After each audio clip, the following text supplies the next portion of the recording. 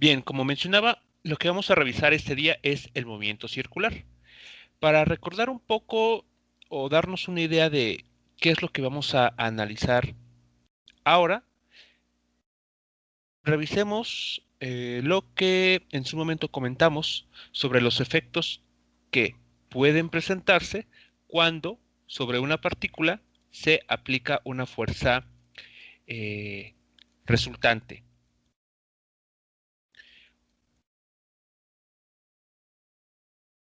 Aquí tenemos la segunda ley de Newton.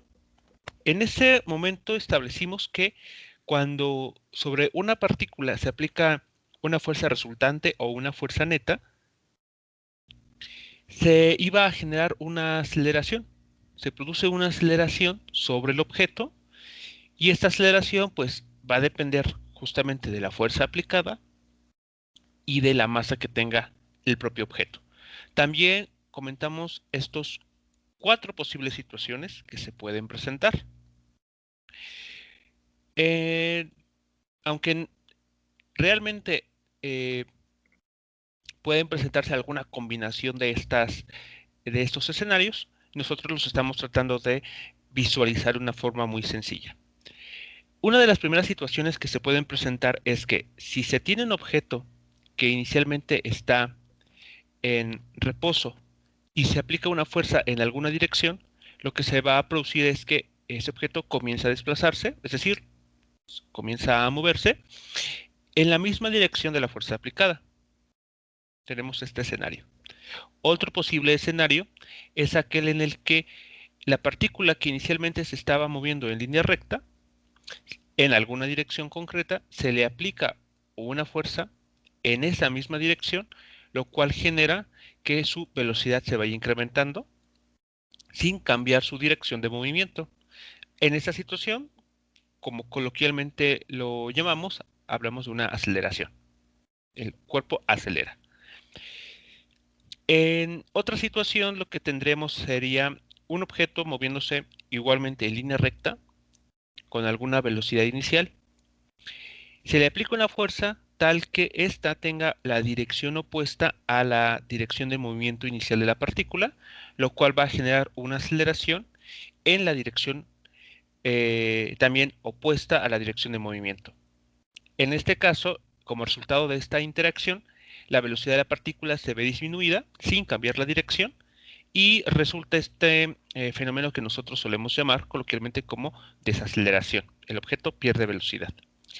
Y hay un cuarto posible escenario, el cual consiste en que una partícula que inicialmente se estaba desplazando en línea recta con una cierta velocidad, comienza a desplazarse a lo largo de una trayectoria circular, como se está ejemplificando en esta figura. Habíamos ya mencionado que en este tipo de situaciones, eh, la fuerza que obliga a que la partícula siga esa trayectoria circular genera una aceleración que está dirigida hacia el interior de la trayectoria circular. A esta aceleración y a esta fuerza se les, se les agrega el adjetivo de centrípeta, porque están dirigidas hacia el centro de la trayectoria circular. En su momento también mencionamos que eh, cuando uno está viajando en carretera y da una vuelta sorpresiva en alguna dirección, a la izquierda o hacia la derecha, nuestro cuerpo experimenta o nos aparece una sensación de que algo está tirando de nosotros en la dirección opuesta. Y mencionamos que esta sensación no se debe a ninguna fuerza real, a esa fuerza que se nos suele mencionar como fuerza centrípeta, sino lo que ocurre es simplemente la inercia que se manifiesta eh, porque quiere mantener la línea recta, ¿no? Bueno, justamente es el fenómeno que vamos a analizar a continuación. De esto es lo que vamos a basar nuestra sesión de este día. Bueno, pues tenemos lo siguiente entonces. Para simplificar las cosas, vamos a asumir que durante este cambio de trayectoria, curvada en color amarillo, la partícula se mueve con rapidez constante, es decir, no cambia el módulo de su velocidad. Pero lo que sí va a cambiar, como vemos, es la dirección de movimiento. Si recordamos de cinemática, habíamos mencionado que para que el vector velocidad se pudiera decir que es constante, que una partícula se mueve con velocidad constante, se tienen que cumplir dos cosas. Que el módulo de este vector se mantenga sin cambios, pero que también sea así la dirección. En esta situación, ¿qué estamos pidiendo? Bueno, que el módulo de la velocidad no cambie, pero que sí lo haga la dirección de movimiento. Por lo tanto, al cambiar la dirección de movimiento, cambia la dirección del vector velocidad y eso ya nos habla de que se presenta una aceleración. Bueno, si vemos la figura de la izquierda, tenemos la situación que les había comentado.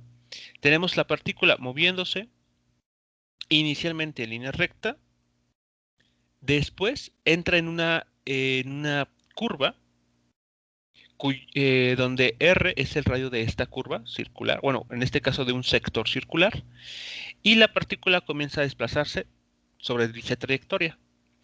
En este caso va a resultar que la velocidad va a tener una dirección siempre tangencial a la trayectoria circular. En este momento, mmm, vamos,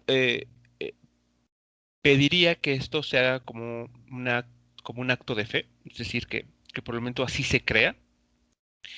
En uno de los temas del tercer parcial, movimiento rotacional, vamos a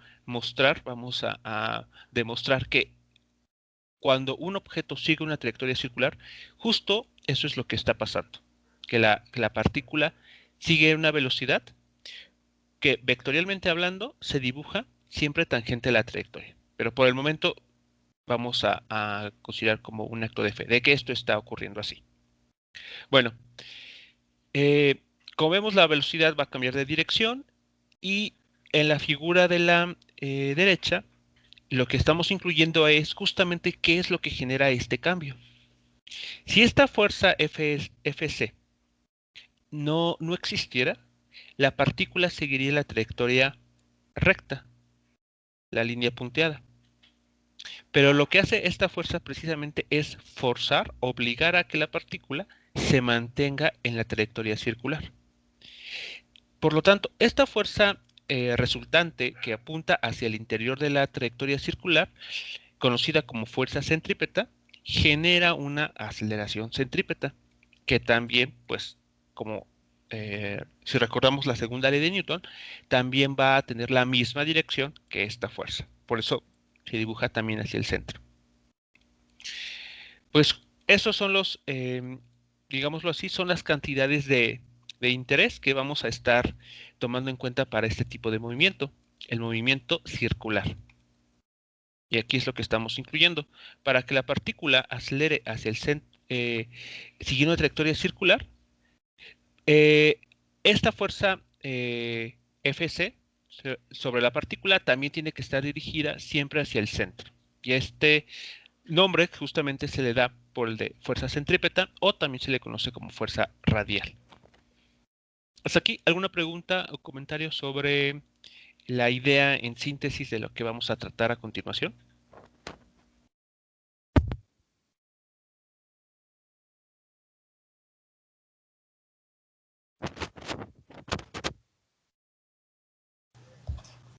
No, profe. Muy bien, bueno, como otro acto de fe, va a ser la siguiente ecuación que nos relaciona el módulo de la aceleración centrípeta con la velocidad que tiene la partícula a lo largo de la trayectoria circular. Resulta que la aceleración centrípeta, esta AC, la que se manifiesta en este problema, se va a relacionar con la velocidad, bueno, con el módulo de la velocidad de la partícula de esta forma.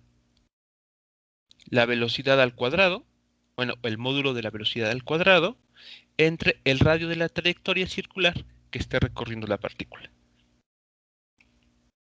Esta relación nos va a dar como resultado el valor de la aceleración centrípeta que estaría experimentando esta partícula en esta situación concreta.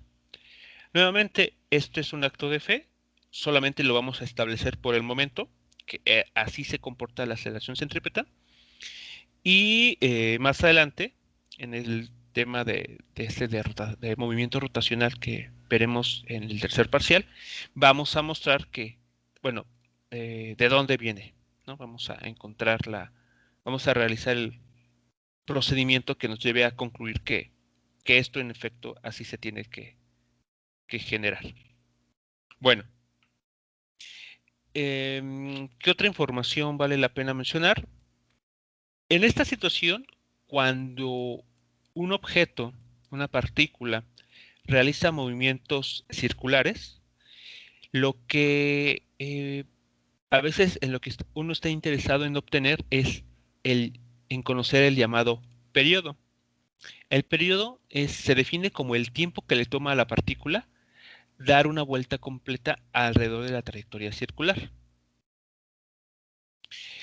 Es decir, completar 2 pi radianes o 360 grados. Bueno, decir 360 grados no es lo habitual en ese tipo de problemas. Lo más usual es hablar de radianes, ¿no? Por esa razón aquí estamos diciendo que una vuelta completa equivale a 2 pi radianes. Bueno, por lo tanto, ¿qué es lo que estaría pasando? Que con la velocidad esta que estamos aquí indicando,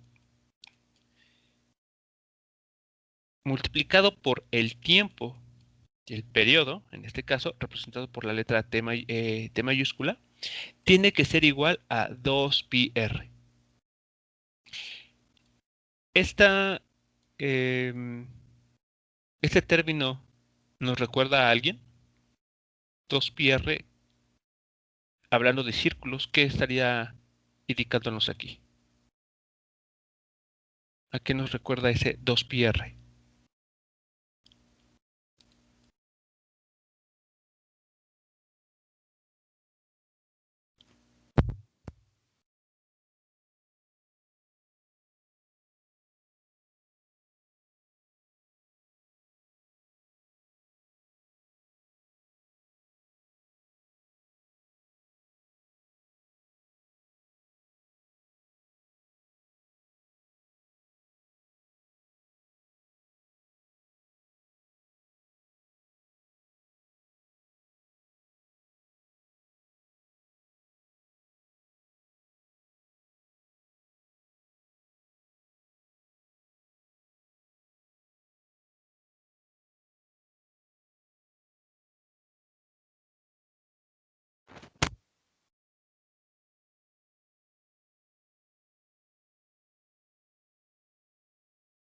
A su perímetro.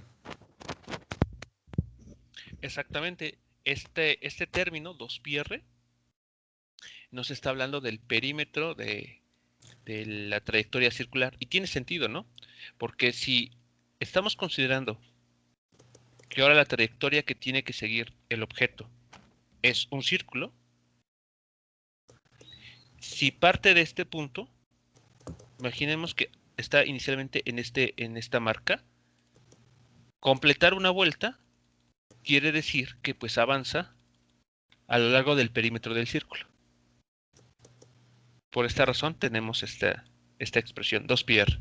Bueno, de aquí uno puede calcular rápidamente el valor del periodo, es decir, el tiempo que le toma completar una vuelta, como el perímetro entre la velocidad con la que recorre dicha distancia. Bien, y para terminar un poco, o más bien recordar las implicaciones que tiene este movimiento, tenemos esta imagen. ¿Qué se está representando aquí? Bueno, lo que se está afirmando en este problema es, bueno, en este dibujo es lo siguiente. Imaginemos que atamos una piedra con una cuerda y comenzamos a darle vueltas, ¿no? A la piedra apoyándonos de la cuerda. Por lo tanto, a través de la cuerda se va a establecer una fuerza. Esta fuerza, que podemos llamar tensión en la cuerda, es la que va a estar obligando a la partícula a estar realizando esta trayectoria circular. Y por lo tanto, pues vamos a tener una aceleración que ya habíamos mencionado, va a apuntar hacia el interior del círculo, ¿no? La aceleración centrípeta. Bueno, cuando la cuerda se llegue a romper, es bien sabido que la trayectoria que va a seguir la partícula no es, por ejemplo, que salga así disparada. Cuando se rompe la cuerda, la pelota no va a salir disparada de esta manera, como nos lo han hecho pensar cuando nos hablan de fuerza centrífuga, sino la trayectoria que va a seguir es tangente a la trayectoria circular, es decir, similar a esto que tenemos. Si aquí pensáramos que es una piedra que está rotando con la ayuda de una cuerda, cuando ésta se rompa, va a seguir esta trayectoria, la trayectoria tangencial. Aquí también, si ocurre, si tenemos un vector velocidad más adelante por acá, por ejemplo, y la cuerda se rompe, va a seguir esta trayectoria. Eso es lo que estaría pasando. Y bueno, eso también pues justifica de alguna manera el por qué dibujar el vector velocidad siempre tangente a la trayectoria. Por lo tanto, la fuerza, o mejor dicho, una partícula no va a estar girando de esta manera, en una trayectoria circular, de manera automática. Hay algo que tiene que obligarla a mantener esa trayectoria. Y es justamente alguna fuerza que se establece que favorece este tipo de movimiento. Bueno, y aquí como un comentario importante, resaltar que la llamada fuerza centrífuga no existe. Y aquí simplemente, bueno, se pone el ejemplo del que ya hemos venido hablando, ¿no? Cuando un pasajero en un automóvil eh, se experimenta un tirón, tenemos esa sensación de que hay un tirón que hace desplazarnos en la dirección opuesta a la curva que se está siguiendo.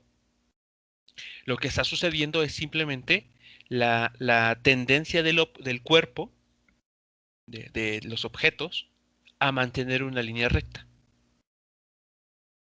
Es lo único que está pasando, ¿no? La primera ley de Newton manifestándose. Muy bien, pues básicamente eso es lo que la información a grandes rasgos de lo que estaremos tratando ahora. En pocas palabras o resumiendo, vamos a considerar situaciones en las que las partículas van a estarse moviendo en una trayectoria circular y en esa situación muy concreta, la aceleración va a tener esta forma muy específica, donde va a depender de la velocidad con la que la partícula esté dando vueltas y del radio que tenga la trayectoria circular.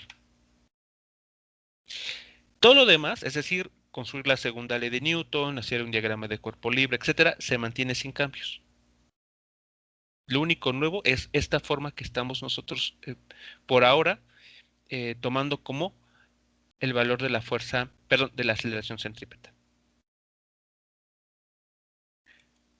Muy bien, antes de continuar con el primer ejemplo, ¿algún comentario o pregunta ya para de esta última parte?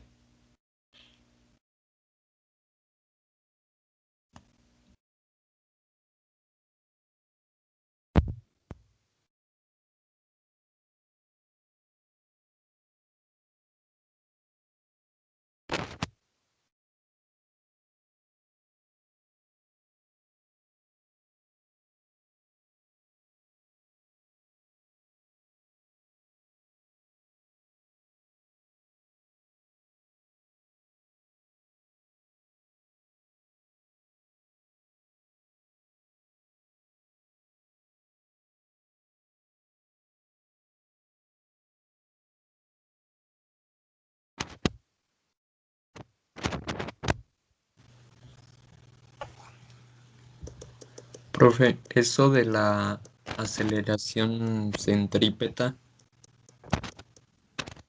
Sí. Se puede observar, no sé si usted ha jugado el juego de la pera Me temo que no. o sabe cómo es. No, no me Bueno, suena. es un poste y al poste va amarrada como una pera de box Ah, ok, sí, sí, sí, que sí. está colgando de un lazo. Sí, sí, En- creo que es ya. Ajá. Entonces, mientras se va enredando en el tubo, parece que va obteniendo mayor velocidad, pero en realidad la velocidad es la misma. Simplemente se está cortando el perímetro. Claro, de hecho, eh, vamos a ver. em, a ver, bueno, aquí me voy a adelantar un poco, pero claro, aquí sí, aquí podemos ver que en ese movimiento que me comentas, el radio de la trayectoria se va acortando, ¿no? O bueno, pensemos que se va, estamos en la situación de que la pera esta se está enrollando y por lo tanto el radio se está cortando. Bueno, el radio al irse acortando va a modificar, como vemos aquí, el valor de la aceleración. Entre menor sea el radio, como tenemos aquí, mayor va a ser la aceleración, que va a estar, la aceleración centrípeta, que va a estar experimentando o que va a estar sufriendo la pera.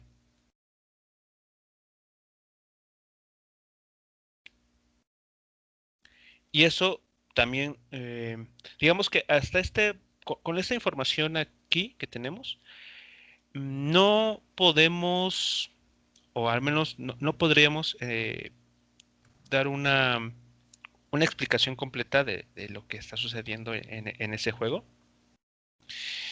Pero una vez que veamos movimiento rotacional, ya en forma, ya podremos explicar más a detalle lo que está sucediendo con este juego. Pero claro, ese es un buen ejemplo de este tipo de situación. La cuerda que mantiene unida a la pera de box es la que es el medio por el cual se establece la fuerza de tensión que mantiene a la pera pues moviéndose de esta manera, ¿no? En una trayectoria cerrada.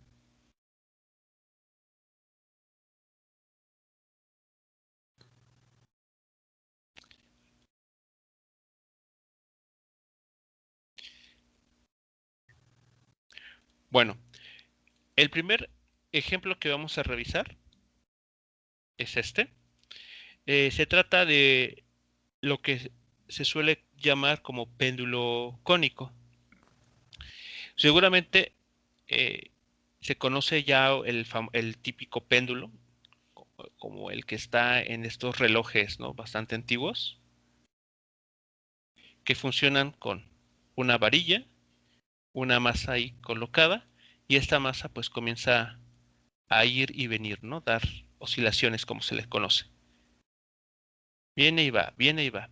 Y esto es un ejemplo de un tipo de péndulo.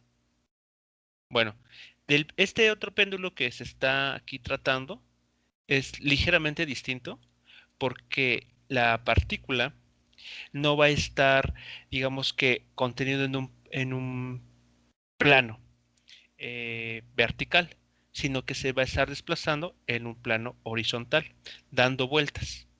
Es decir, que si nosotros viéramos lo que está, el movimiento que está realizando esta bolita, lo que veríamos es algo así, ¿no? La vista superior sería eso que tenemos. Este punto que se ve aquí en la figura, este, vendría a ser este punto en este esquema.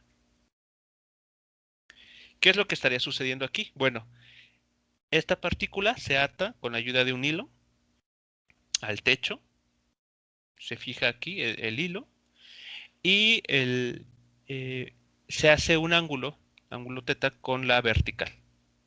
Si el hilo estuviese en la vertical, así, pues tendremos la pelota ahí totalmente descansando, en reposo en todo caso.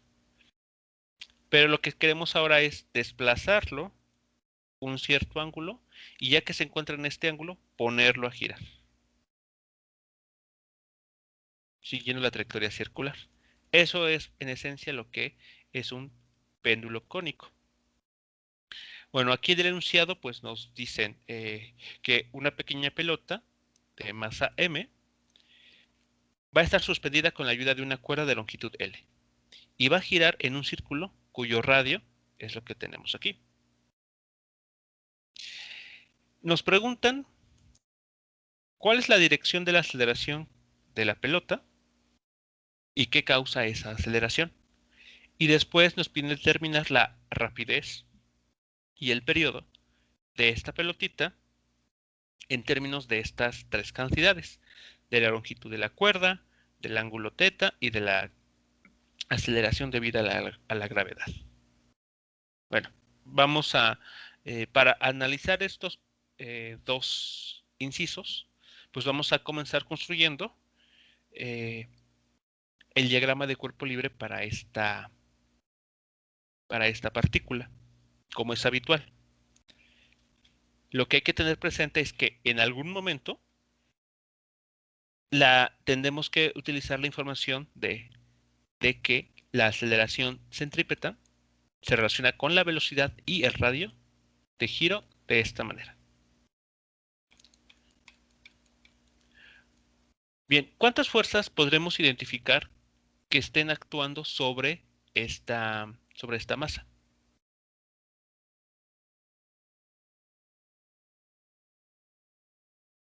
Para poderlas incluir en nuestro diagrama de cuerpo libre.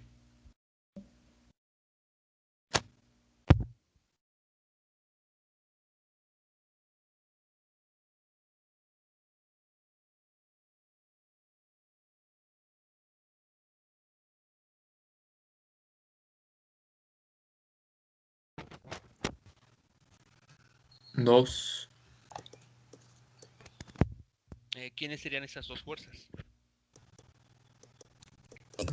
La tensión y el peso. Así es, la tensión en la cuerda, que es la que mantiene esta partícula suspendida. Muy bien. Tenemos entonces la tensión en la cuerda. Ahí está mostrada. Y como tenemos aquí, la aceleración, el peso, ¿no?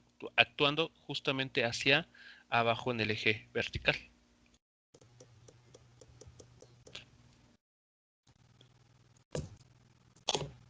Muy bien, listo. Ya tenemos identificadas las dos fuerzas que van a estar presentes.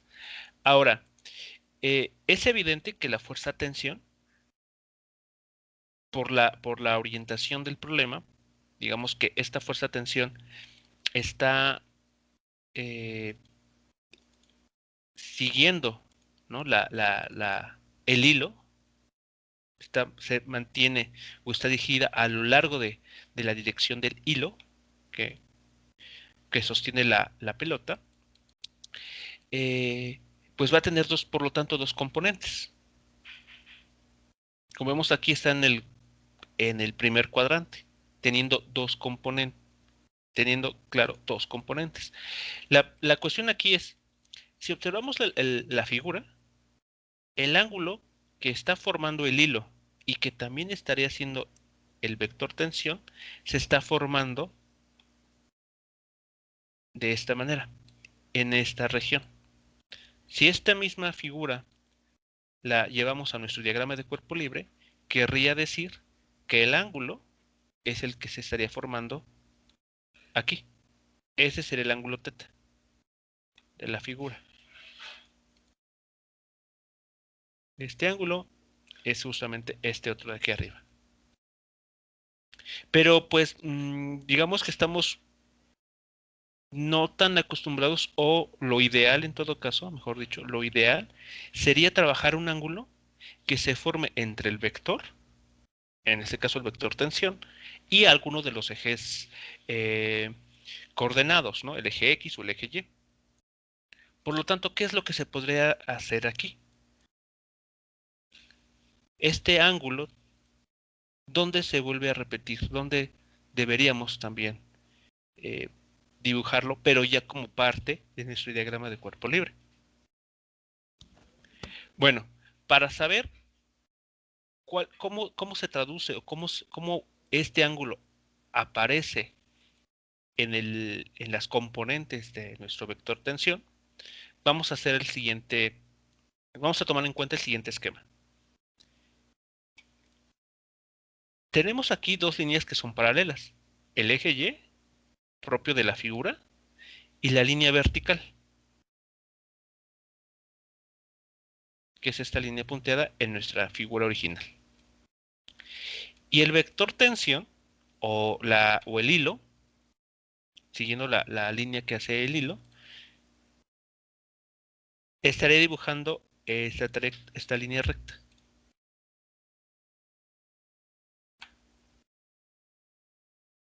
Y bueno, aquí está el ángulo que nos está interesando, el ángulo teta. Esta figura se parece mucho a lo que en geometría analítica se ve en líneas paralelas cuando son cortadas por una secante.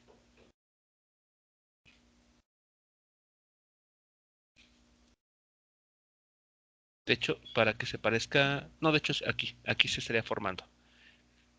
Este ángulo sería el ángulo teta de nuestro problema.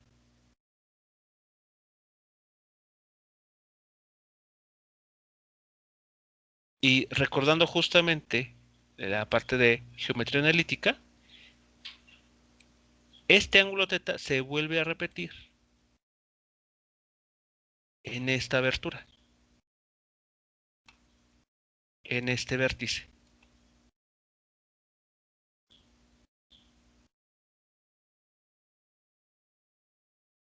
Eso significa en nuestro problema que este ángulo teta se vuelve a aparecer en este punto, en esta esquina. Si quitamos, bueno, estas líneas marcadas que agregamos, el problema queda de esta forma. Así. Aquí estaremos retomando el ángulo teta que inicialmente estaba haciendo el hilo con el eje vertical.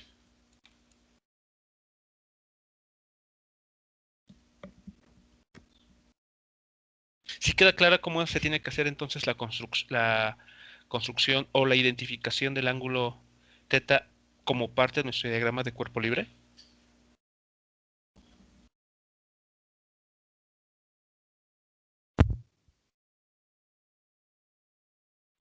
Sí, profe. Muy bien. Aquí solamente fue un argumento meramente eh, geométrico. Bueno, quito esta parte y podremos también quitar este ángulo, ¿no? Este ángulo que se está formando, bueno, que hemos dibujado aquí en color amarillo, pues como tal no estaría formando parte de nuestro diagrama de cuerpo libre. Fue una construcción auxiliar. Pero bueno, lo vamos aquí a dejar para que digamos que haya constancia y tal vez eso nos recuerde de dónde viene este ángulo teta, que inicialmente es el que se estaba formando entre la línea vertical punteada en nuestra figura y el hilo que sostiene la partícula. Bueno, ya que tenemos esto en cuenta, ¿qué valor o qué expresión tendremos que utilizar para las componentes de nuestro vector tensión?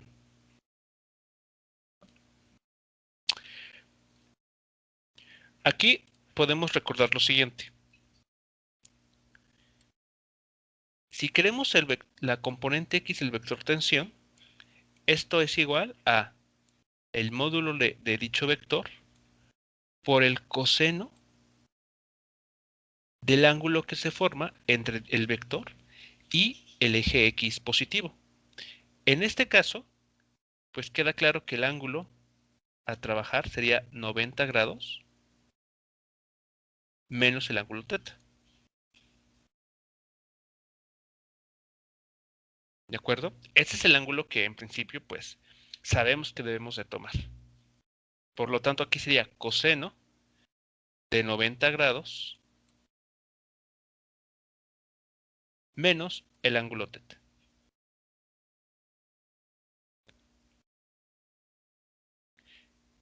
Pero podemos también aquí notar que estamos queriendo obtener el coseno de una resta de ángulos. Similar a lo que se hizo para el caso de un plano inclinado,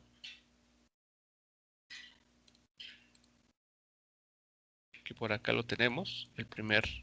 aquí está. Similar a este caso concreto, podemos utilizar identidades trigonométricas para expresar de una forma más simple las componentes de estos vectores. Bueno, pues siguiendo un procedimiento o un razonamiento similar, ustedes pueden mostrar que cuando el ángulo de interés o el que nos están dando se está formando entre el eje Y positivo y el vector, como es este ángulo en color rojo, la componente X del vector se expresa como su módulo por el seno del ángulo teta. También se puede expresar de esta manera.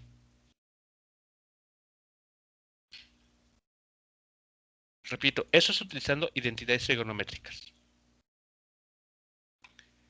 ¿Qué pasa con la componente Y? Pues algo similar. La componente Y sabemos, de la parte de vectores que ya revisamos en su momento, que la componente Y se va a determinar como el módulo del vector por el seno del ángulo que está formando con el eje X positivo en sentido antihorario. Es decir, 90 grados menos teta. Digamos, eso es lo que sabemos, ¿no? Eso no es sorpresa para nadie. Pero esta cantidad que aquí nos está apareciendo, que es el seno de una resta de ángulos, se puede reescribir utilizando identidades trigonométricas como t veces, o el módulo del vector, por el coseno del ángulo teta.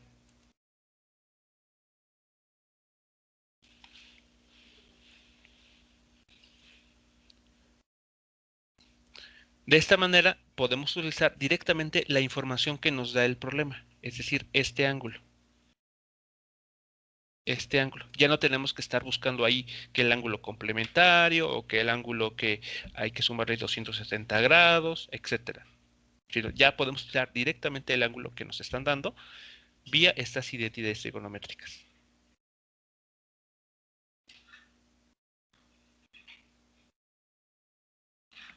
Hasta aquí preguntas, comentarios sobre cómo podemos expresar de una manera un poco distinta las expresiones para las componentes X y Y de este vector.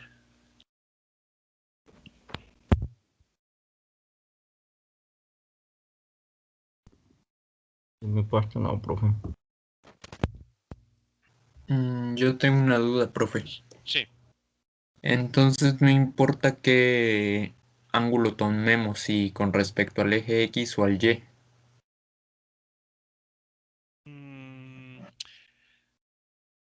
De manera general, no. No bien. A ver, depende mucho de qué información te están dando. Por ejemplo, si en tu problema, si en un problema que se pide resolver, les están dando como información, aquí está el vector A. Les están dando este ángulo, ya saben cómo determinar las componentes, ¿no? En este caso, como está en el primer cuadrante y además está haciendo el ángulo se está formando entre el eje X positivo y el vector, ya saben, ¿no? Que la componente X se calcula a través del coseno de este ángulo y la componente Y del vector a través del seno de este ángulo. Pero si en un problema distinto, como es en este caso, la información a la cual ustedes tienen acceso es este ángulo, hay dos formas de proceder, que es justamente lo que se hizo aquí. Una de ellas es, digamos, opción 1 es, voy a trabajar el ángulo, voy a llamarlo phi, que es igual a 90 grados menos teta.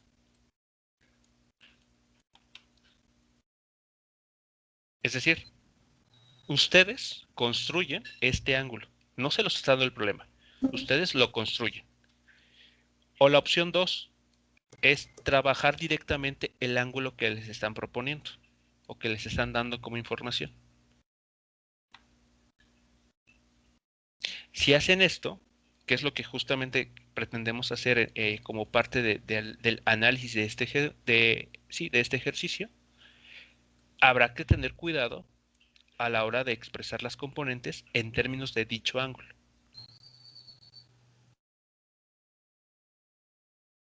¿De acuerdo? A eso me refiero con que sí depende de acuerdo a la información que les están dando. Imaginen, por ejemplo, una situación distinta. Veamos ahora, por ejemplo, que les dicen en un problema determinado, tienen su sistema de coordenadas XY, pero ahora el vector tiene esta dirección, está así. Y les dan como información este ángulo. Pues tienen aquí varias opciones. La primera es, una de las opciones que tal vez puedan pensar de manera automática es, pues voy a sumarle a este ángulo 90 grados para trabajarlo de la forma que estamos habituados. Así. Es decir, ustedes construyen el ángulo 90 grados más el ángulo teta. Otra opción que a alguien se le puede ocurrir es, bueno, voy a trabajar un ángulo, eh, mejor dicho, voy a trabajar el ángulo que me están dando aquí inicialmente en mi problema. Es decir, voy a utilizar el ángulo teta. Entonces, habrá que tener cuidado en esa situación con las componentes. ¿Cómo se expresan las componentes de este vector que está en el segundo cuadrante utilizando o en términos de este ángulo teta? Hay dos formas de hacerlo. Una, repito, es que ustedes construyan el ángulo o que intenten aplicar directamente el ángulo que les están dando como dato en el problema.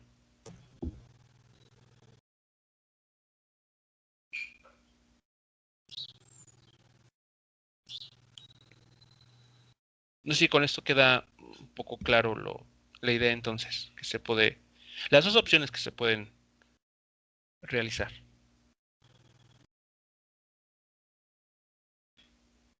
Sí, ya, profe. ¿Ok? Bueno, aquí lo que estamos intentando hacer es tratar de no, digamos, no construir más variables, sino tratar de utilizar las que nos está dando el problema. Porque, claro, dependiendo de lo que uno quiera hacer, puede que crea conveniente definir más cantidades, más variables para trabajar, pero a veces eso complica un poco las cosas a la hora de hacer el cálculo. Entonces, lo ideal sería tratar de quedarnos con las mismas variables que nos está dando el problema desde un inicio. Por esa razón es que en lugar de ocupar 90 grados menos teta, tratamos de utilizar justamente el ángulo teta del problema. Bueno, con esta información, pues, ¿qué es lo que vamos a encontrar? Pues como ha sido habitual, construimos nuestra tabla para identificar las componentes de las fuerzas que van a estar presentes y para el caso del vector peso, pues sus componentes son bastante simples, ¿no? Componente 0 en el eje X y menos W en el eje Y. Pero el vector tensión, este sí tiene dos componentes, como ya habíamos visto en la figura.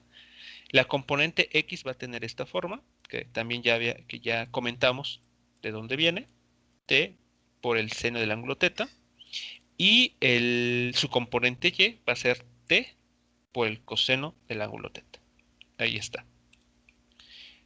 Ahora, eh, cuando esta partícula esté dando vueltas, como se asume en la figura que está aquí mostrada, va a estar dando vueltas. Si nosotros vemos desde arriba, habíamos mencionado que lo que veríamos es esto. Aquí está el hilo atado al techo y aquí está la partícula dando vueltas.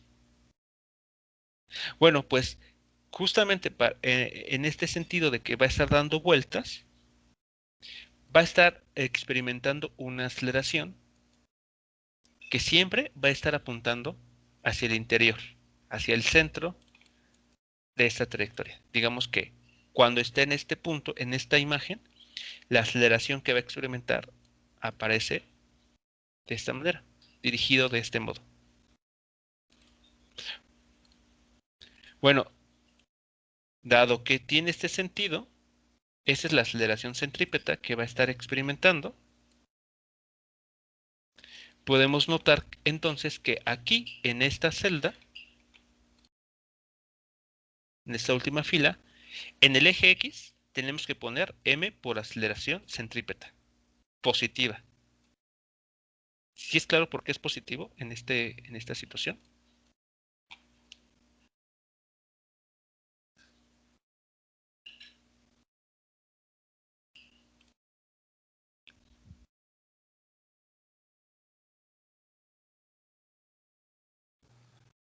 Sí, pero ¿Sí? Ok, bueno. Eh, y en el eje vertical, pues colocamos un 0 que nos recuerda que esta partícula solamente va a estar confinada a moverse en la trayectoria circular.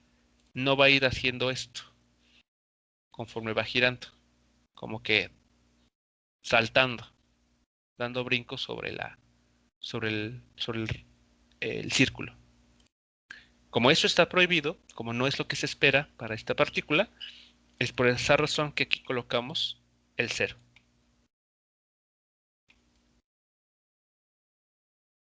Hasta aquí todo claro con toda la información este, que podemos visualizar aquí.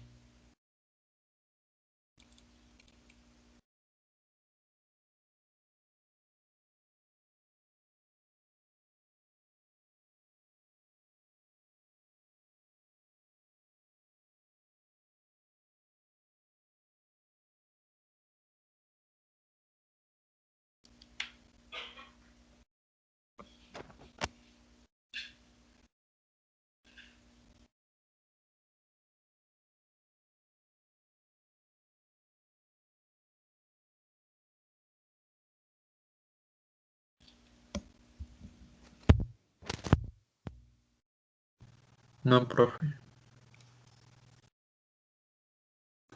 Bien, aquí vale la pena eh, hacer la siguiente, eh, bueno, puntualizar lo siguiente. Aquí estamos considerando una imagen, nos estamos guiando en esta imagen dada en el problema, pero no es la única situación que se puede presentar. ¿Qué quiero decir con esto? Puede ocurrir que nosotros pensemos que estamos tomando fotos, ¿no? De cómo la partícula va dando vueltas sobre este círculo. Bueno, puede ocurrir que al momento de tomar una foto, la partícula esté en esta posición y el hilo esté formando este ángulo. ¿Sí queda claro? Es como tomar de la imagen que nos está dando el problema, lo vemos como un espejo y toda la información que tenemos ahora está reflejada de esta manera, así.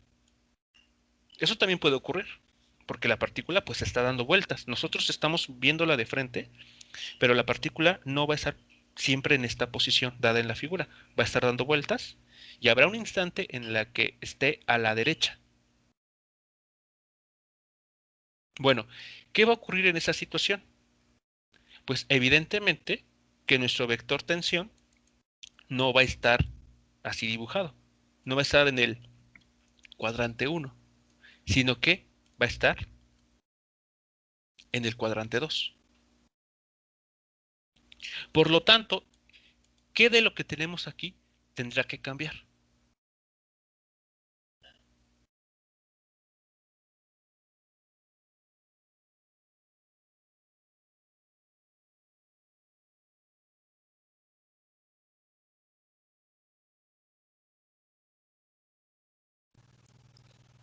La dirección de la tensión.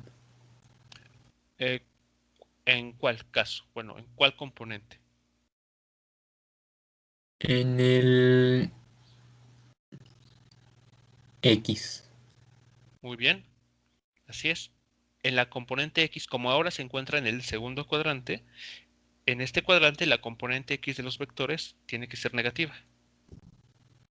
Y la componente Y se queda con su mismo signo. Solamente se tendría ese cambio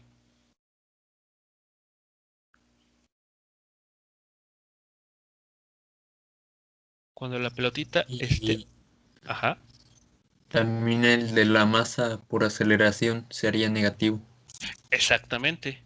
Como la aceleración centrípeta siempre apunta hacia el interior de la trayectoria circular, quiere decir que en esta posición hipotética, la aceleración ahora estaría orientada de esta manera, porque ahora el centro se encuentra a la izquierda. Por lo tanto, la aceleración se tiene que dirigir hacia la izquierda. Y claro, el signo de esta aceleración también tendría que modificarse. ¿Vale? Entonces, ahí hay cuestión de tener mucho cuidado simplemente con cómo se orientan los ejes y tener presente siempre que la aceleración para este tipo de problemas no va a tener una dirección tampoco constante. De hecho, si, si notamos en esta figura, podemos ver que para este instante de tiempo, la aceleración tiene esta dirección. Pero si la partícula se encuentra aquí abajo, la aceleración ahora apunta de este modo. Entonces hay que tener mucho cuidado en qué instante estamos evaluando nuestro problema para saber exactamente hacia dónde tiene que apuntar la dirección en nuestro esquema o qué signo debe de llevar en la tabla.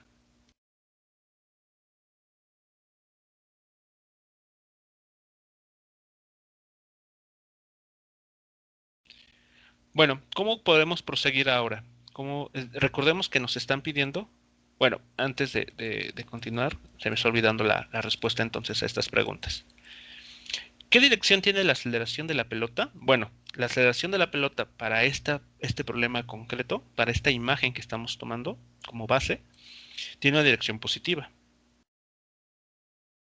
porque el centro de la trayectoria circular está a la derecha de la partícula.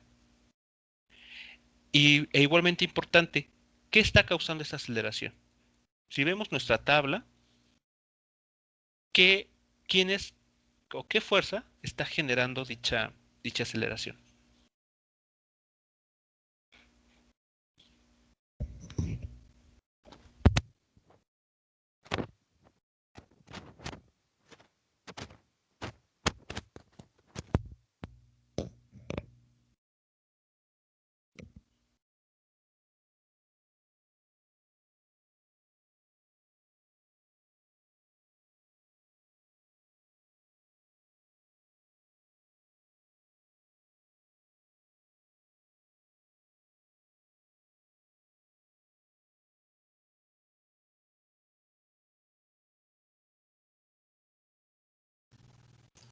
Profe, ¿puede repetir la pregunta?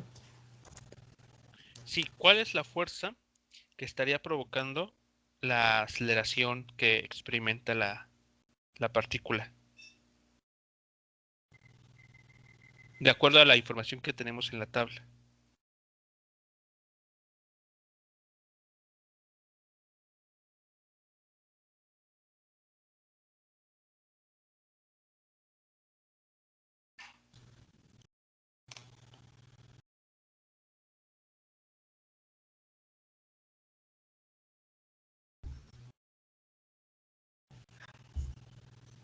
Sería la tensión en X. Exactamente. La componente de la tensión, es decir, su componente X, es la que está generando esta aceleración. Es la que ayuda a mantener a esta partícula dando vueltas. ¿De acuerdo? Aquí digamos que de la tabla uno puede identificar. Uno se fija en qué columna aparece la tensión y pues las fuerzas, acordándonos de la segunda ley de Newton, sabemos que esa aceleración pues tiene que deberse justo a las fuerzas que estén ahí enlistadas.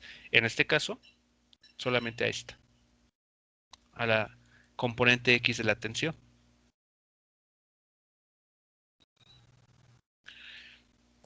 Bueno, pues tenemos esta afirmación, ¿no? Durante su movimiento, la pelota va a seguir una trayectoria circular. Es así como está funcionando el famoso péndulo cónico. Debido a la tensión de la cuerda, esta partícula va a mantenerse en esa trayectoria circular y por lo tanto va a experimentar una aceleración centrípeta o una aceleración radial, como también se le conoce.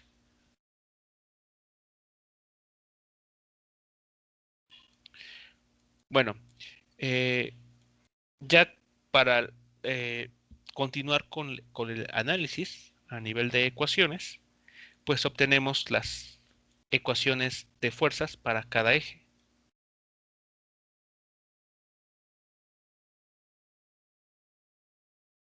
A ver, aquí se alcanzan a distinguir. Creo que sí, ahí están. Para el eje X, simplemente es T igual a, perdón, es T por seno de teta igual a masa por aceleración centrípeta. Y en el eje vertical tenemos T coseno de teta menos W. Eso tiene que ser 0. Eso quiere decir que estas dos fuerzas están perfectamente equilibradas. La componente Y de la tensión y el peso de la partícula.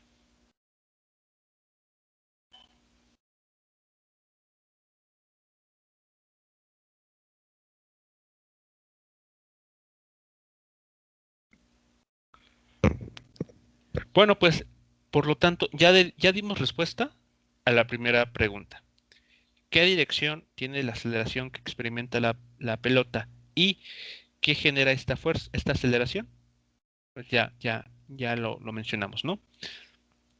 La aceleración que experimenta siempre va a apuntar hacia el interior de la trayectoria y dicha aceleración es generada o provocada por la componente X de la tensión. Lo siguiente que nos pide este problema es determinar la velocidad con la que la partícula va a estar dando vueltas. Aquí lo tenemos. Calcule la rapidez con la que la pelota va a estar dando vueltas y también el tiempo para completar una revolución, una vuelta, es decir, el famoso periodo. Bueno, ¿cómo podemos determinar a partir de estas dos ecuaciones la velocidad con la que la partícula va a estar dando vueltas?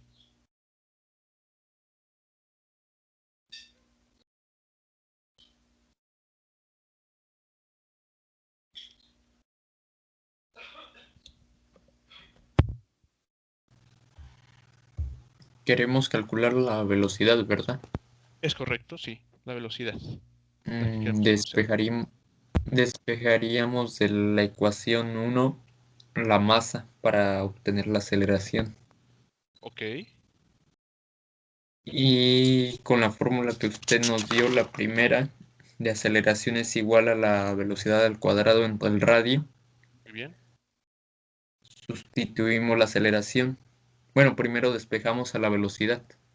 Ok, bueno, es decir, velocidad, la que estamos buscando, sería Ajá, igual a la raíz cuadrada de la aceleración centrípeta sí, por el por radio. el radio. Ok, Y bueno, en- ya como habíamos tenido la ecuación de la aceleración, la sustituimos. ok. Entonces, básicamente el paso 1 es, de esta ecuación en el eje X, o ecuación 1, se despeja la aceleración. Ya despejada, se sustituye en esta otra relación para conocer la velocidad. Bueno, esos pasos me parecen correctos. Pero hay que tener cuidado con algo. No conocemos aquí, de esta ecuación, el valor de la tensión. Estaremos dejando la aceleración despejada, sí, pero en términos de una incógnita, porque esta tensión tampoco la conocemos directamente del problema.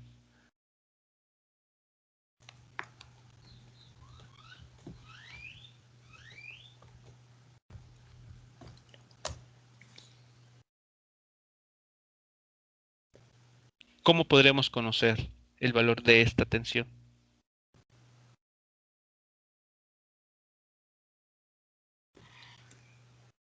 Despejando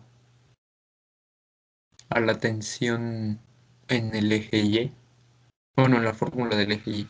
Exactamente. Claro, de aquí, de esta ecuación, se puede conocer el valor de la tensión y ya se tendría toda la información. Vean entonces, los pasos tal vez más o menos a seguir serían, de la ecuación en el eje Y se despeja la tensión. Una vez que conocen el valor de la tensión, la sustituyen en la ecuación en el eje X. Después de ahí conocen el valor de la aceleración centrípeta y ya que la conocen, ahora la meten en la o lo sustituyen en la ecuación para la velocidad.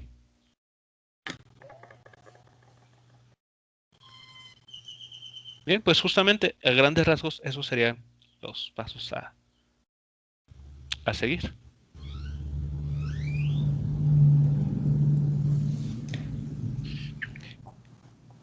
¿Qué expresión estarían encontrando para para la velocidad al hacer todos estos pasos que se acaban de comentar?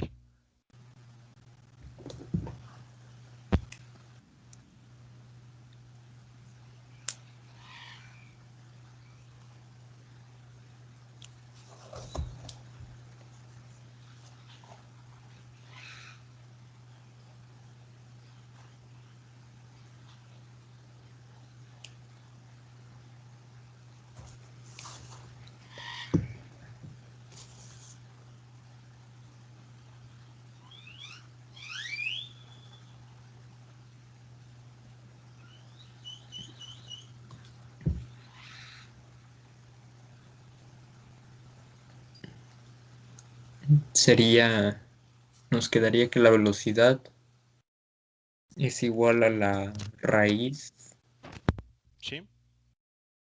de W por tangente del ángulo W por la tangente del ángulo, ajá, entre la masa por el radio.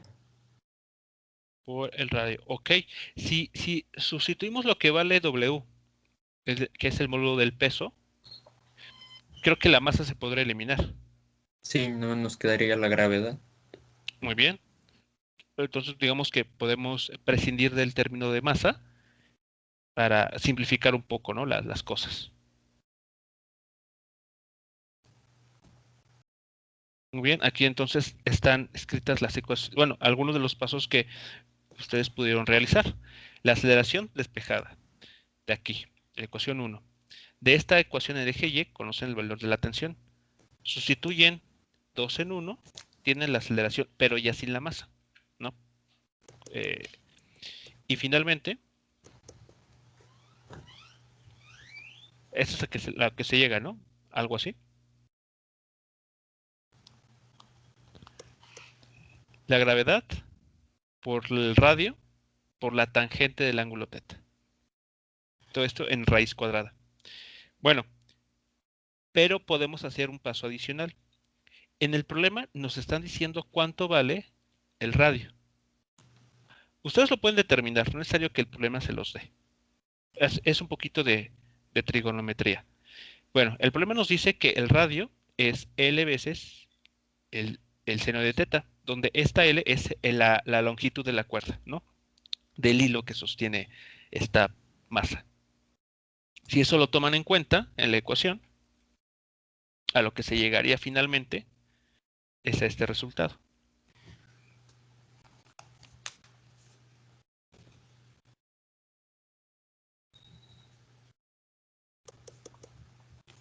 Justo lo que nos pedían en el problema. expresar la velocidad o la rapidez en términos de la gravedad, de la longitud de la cuerda y del ángulo teta.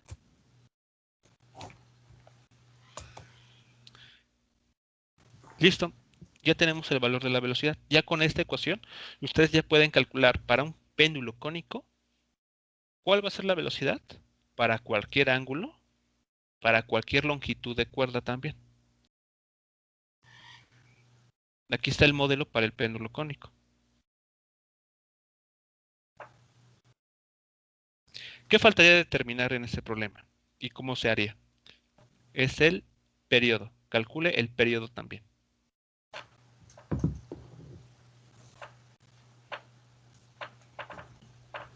¿Cómo se puede determinar el periodo para este problema?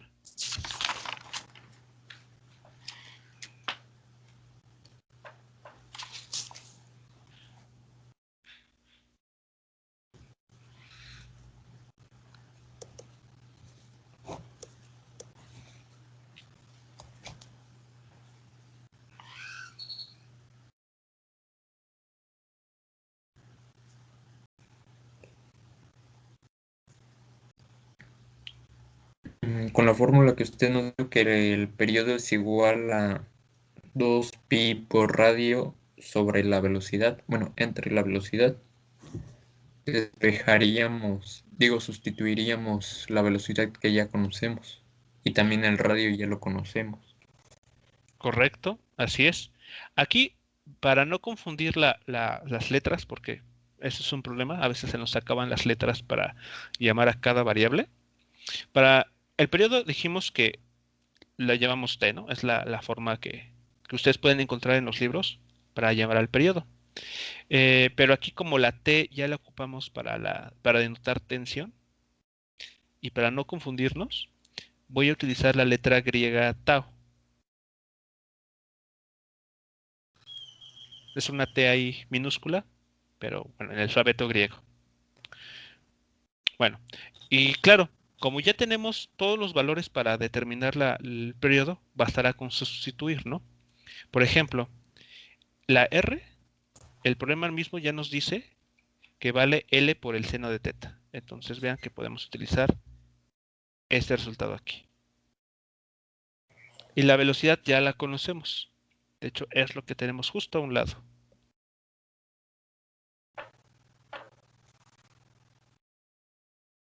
Y así estaríamos quedando para el periodo de esta masa. Igual en términos de la gravedad, de la longitud de la cuerda y del ángulo que se hace inicialmente con el eje vertical.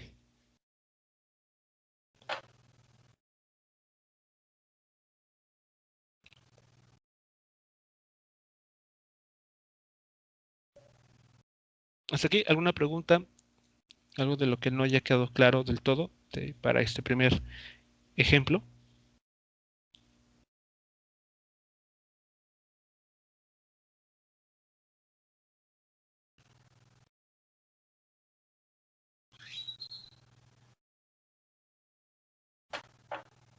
No, profe. Muy bien. Bueno, y el último ejemplo que vamos a revisar rápidamente relacionado con ese tema es el siguiente, que para aquellos que gustan ¿cómo se llama? De estas carreras de automóviles, pues les puede parecer algo interesante. Bueno, en este problema, ¿qué es lo que se nos plantea? Se tiene que un ingeniero civil quiere rediseñar la curva de una autopista. Bueno, esta curva, esta sección de la pista que se quiere rediseñar, tiene un ángulo de peralte. Es decir, tiene esta inclinación que se ve en la figura. Este ángulo. Entonces, por ejemplo, en este tipo de competencias, ¿no? de carreras de automóviles, esas profesionales, habrá notado que hay secciones en las curvas, en todo el recorrido que se tiene que realizar, en las que la pista está ligeramente inclinada. Bueno, esa inclinación es justamente el ángulo de peralte que nos está comentando el problema. Bueno, ¿cuál es la importancia de esta situación? Bueno, lo que se pretende, la idea que tiene este ingeniero civil es rediseñar la curva de tal manera que un auto no se pueda derrapar, incluso si no hay fricción con la superficie de, de la pista. Eso también sucede muy a menudo cuando, por ejemplo, estas competencias se realizan en días o en climas donde hay mucho lluvia, ¿no? Y entonces la lluvia, el agua que se acumula en la pista, pues puede disminuir un poco la fricción de las ruedas con el suelo. Entonces, eso puede presentar un riesgo. Bueno, lo que se busca es justamente hacer esta pista, esta sección curva de la pista más segura, de tal manera que el automóvil no tenga que depender de la fricción. Es decir, que aún sin fricción, el auto no se derrape. ¿Cómo se logra eso? ¿Cómo se logra entonces que esta pista, que esta sección curva de la pista sea segura? Pues ajustando correctamente el ángulo de peralte. Y es lo que pretende este ingeniero civil.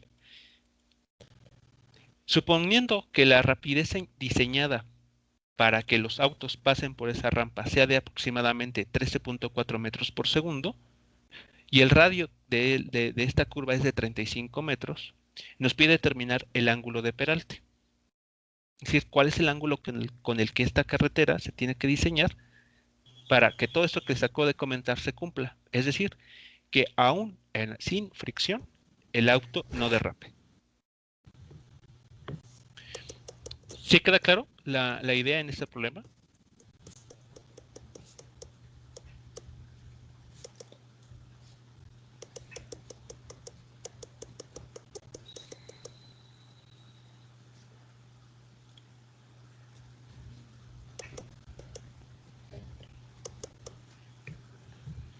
Sí, profe. Muy bien, bueno, pues lo que seguirá a continuación es pues, desarrollar las ecuaciones que nos permitan pues dar una respuesta, ¿no? O determinar una ecuación para ese ángulo de peralte. Bueno, ¿cómo se va a determinar esas ecuaciones? Pues como ha sido habitual, primero construimos el diagrama de cuerpo libre. En este caso, el diagrama de cuerpo libre se va a realizar no como si fuese un plano inclinado, porque aquí pareciera que hay un plano inclinado, ¿no? Como que esta inclinación nos recuerda mucho a la idea de un plano inclinado. Bueno, la situación va a ser ligeramente distinta. ¿Por qué? Porque ahora la aceleración que se va a presentar, vean, no va a ser a lo largo del plano inclinado, o en este caso de la pista, sino que la aceleración centrípeta que se va a presentar en este problema, porque este auto, recordemos, está moviéndose siguiendo una trayectoria curva. La pista es circular. Por lo tanto, sabemos que la aceleración que va a experimentar va a ocurrir hacia el interior de la pista. Es decir, de esta manera. Esta línea en color rojo que estoy dibujando es la aceleración centrípeta.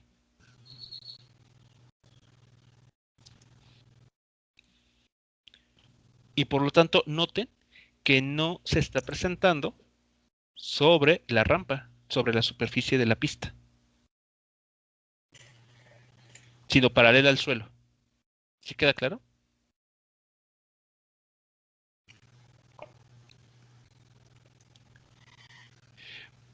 Por lo tanto, nuestro diagrama de cuerpo libre va a tener la siguiente estructura.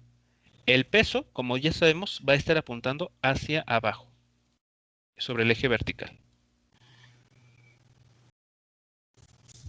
Ahí está el peso del vehículo. Pero la normal, como vemos en la figura aquí, va a estar haciendo un cierto ángulo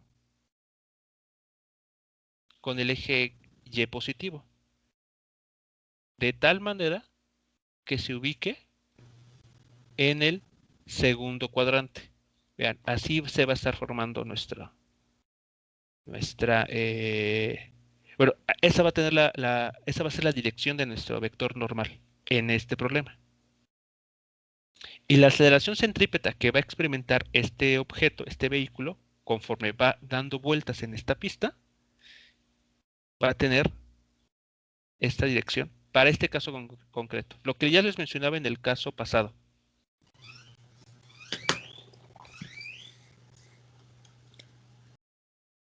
Bien, aquí la aceleración centrípeta va a estar apuntando hacia la izquierda en este caso, porque el centro de la pista se encuentra a la izquierda. El centro de la trayectoria circular. Hasta aquí sí vamos bien, queda claro lo que se está queriendo aquí representar en este diagrama de cuerpo libre y por qué.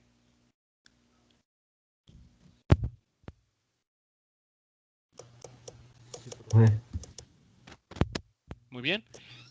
¿Cuáles serán las ecuaciones que podemos leer para este problema? A ver, si nos saltamos ya la tabla y vamos directamente a las ecuaciones, para el eje X, ¿qué podríamos escribir?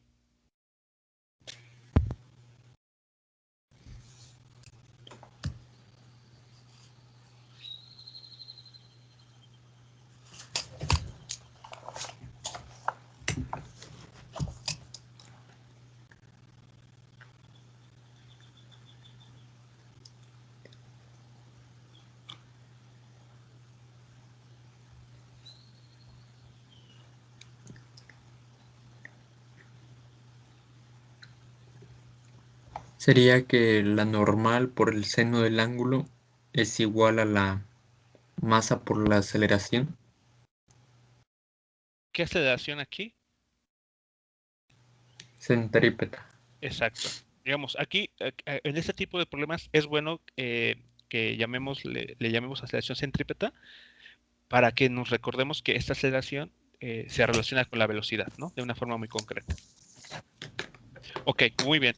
Será entonces la normal multiplicada por el seno del ángulo θ igual a la masa por la aceleración centrípeta. Y en el eje vertical,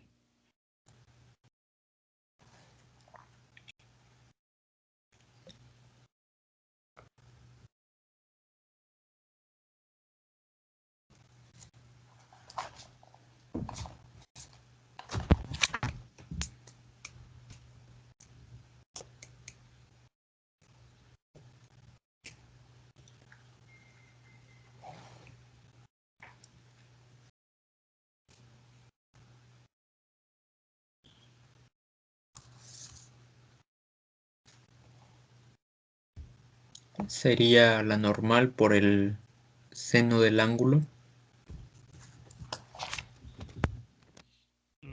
a ver. No, no. La normal por el coseno del ángulo. Ah, ok, perfecto. La normal por el coseno del ángulo menos W es igual a 0. Exactamente. En el eje, aquí que estaríamos diciendo, si lo igualamos a cero, es que este auto, así como lo estamos viendo, que se está adentrando hacia a la pantalla, no va a estar saltando, no se va a estar moviendo de esta manera. Es lo que es lo que se estaría diciendo al igualar en el eje Y las fuerzas a cero. Entonces tendremos estas ecuaciones. Aquí, bueno, en la respuesta dada previamente, se mencionó todo con signos positivos. Bueno, si somos un poquito quisquillosos tal vez, vemos que la normal, como está en el segundo cuadrante, tiene que tener signo negativo. Aquí está marcado. La aceleración centrípeta, para este caso del automóvil, también tiene dirección izquierda. Ahí está. Pero si operamos los signos negativos, pues estos se pueden eliminar sin ningún problema. Este signo negativo, en color amarillo, cancela el que está aquí en color blanco y quedan los dos términos con signo positivo.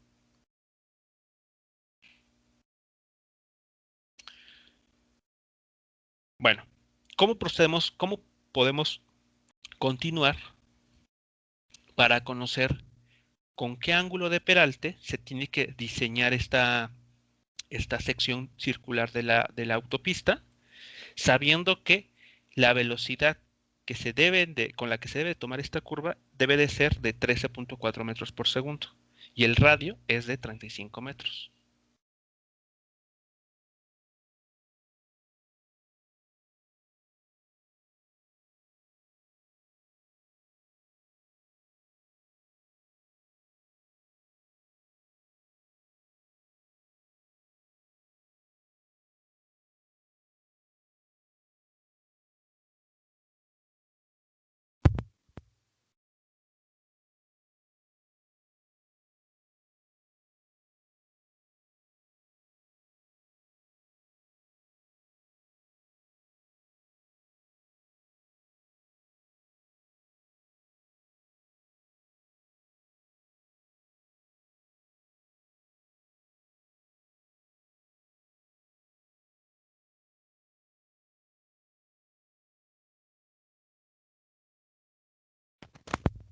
¿De qué manera podemos involucrar la velocidad estimada con la que hay que tomar la curva y el radio de esta sección curva, de esta sección circular de la autopista?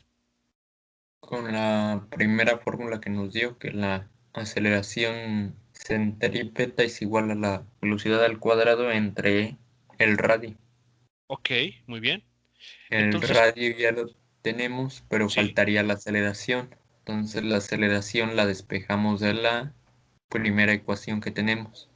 ok, algo similar a lo que se hizo en el ejercicio pasado. Sí, Ok, y al hacer eso, bueno, al despejar de esta ecuación en el eje X la aceleración centrípeta, le estamos relacionando o nos estamos acercando con la respuesta porque estamos involucrando el ángulo que nos está preguntando. De hecho, nos está preguntando justo sobre cuánto tiene que volar este ángulo. Pero hay un detalle, ¿no? Con esta ecuación. no se conoce n, la Exacto, no. normal. Exacto. En esta ecuación que tenemos aquí arriba, la primera, no conocemos la normal. Entonces también hacemos un despeje de la ecuación 2 Correcto. y nos quedaría que n es igual a w por el sobre el coseno del ángulo. Exactamente. Entonces, una vez más, ahí tenemos que hacer uso de estas tres ecuaciones para irnos acercando a la respuesta. Vean, por lo tanto, si queremos conocer la aceleración centrípeta, a ver aquí, me regreso a la pizarra.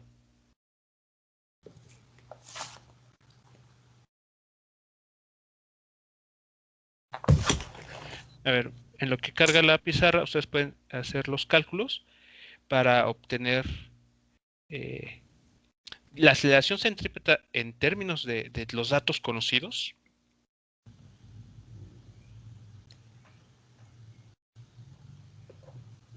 E incluso relacionarla con la velocidad y el radio, que son los datos que en el problema pues nos están dando.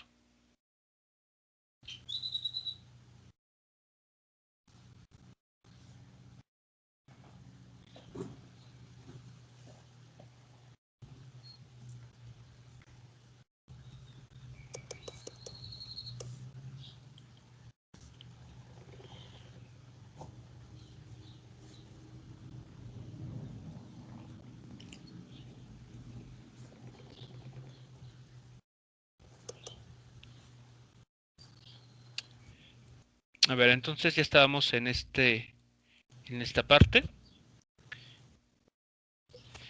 Ya de aquí ustedes pueden obtener el valor de la normal. Y después, ya que tienen el valor de la normal, la fuerza normal, sustituyen en la ecuación para la aceleración centrípeta y después involucran la ecuación que relaciona la velocidad con la aceleración centrípeta. Y se puede obtener algo como lo que se tiene aquí en la pantalla. Sí. Es más, podemos ver que la masa del auto no nos va a interesar. O sea, eso es algo importante, ¿no? Porque así no va, no, lo que nos interesa en todo caso es cuidar la velocidad con la que el auto esté moviéndose por esa sección curva y no tanto la masa que tenga el vehículo. Bueno, pues de esta ecuación que tenemos aquí, la que ustedes también pueden ya haber llegado, ya pueden conocer el ángulo teta haciendo un despeje.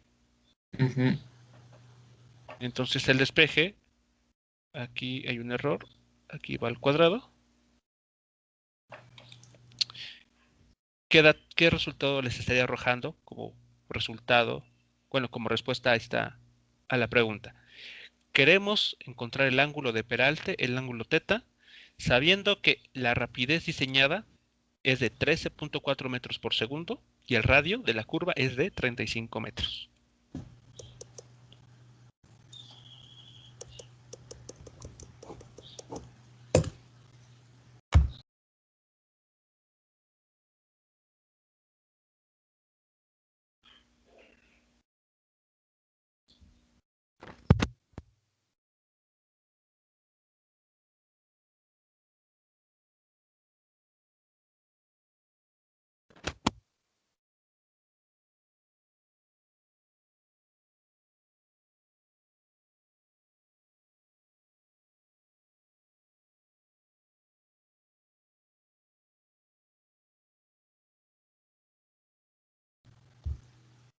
Obtuve 27.61 grados.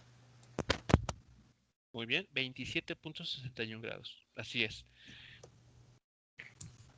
Bueno, pues, esa respuesta, bueno, ese ángulo de peraltes sería concretamente para las condiciones dadas en el problema, de cierta velocidad y cierto radio de la curva. Esta ecuación que hemos obtenido aquí, pues es válida, ¿no? Bajo las condiciones del problema. Y entonces, esto se podría extender a cualquier tipo de, bueno, construir esta misma ecuación, quiero decir, se puede ocupar para cualquier otro valor de velocidad que se quiera diseñar o tomar en cuenta, así como cualquier otro radio que pudiera tener la sección curva de una autopista para poder tomarlo con dicha velocidad. ¿Preguntas, dudas sobre pues, este último ejercicio o ejemplo que se revisó relacionado con el tema de el movimiento circular? Cuando un objeto realiza sigue una trayectoria curva con velocidad constante.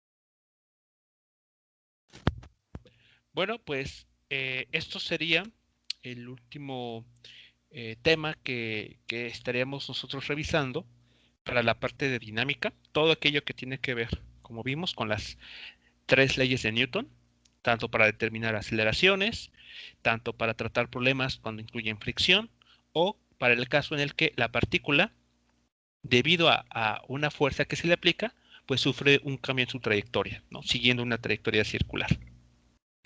Bueno, pues todo esto que vimos sería lo correspondiente al segundo tema de este segundo parcial, es decir, dinámica. La siguiente clase, que como les mencionaba, la vamos a retomar ¿cómo se llama? La siguiente semana.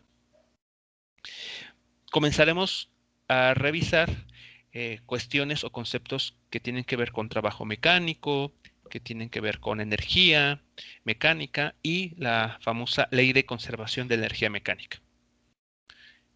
¿Vale? Entonces, para no saturar y no comenzar a hacer mezclas innecesarias de información, eh, nuestra sesión de este día concluye en este punto. Nuestra segunda sesión ya no la tenemos, la vamos a posponer para retomarla justamente la siguiente semana, donde, repito, pues vamos a comenzar con tema nuevo.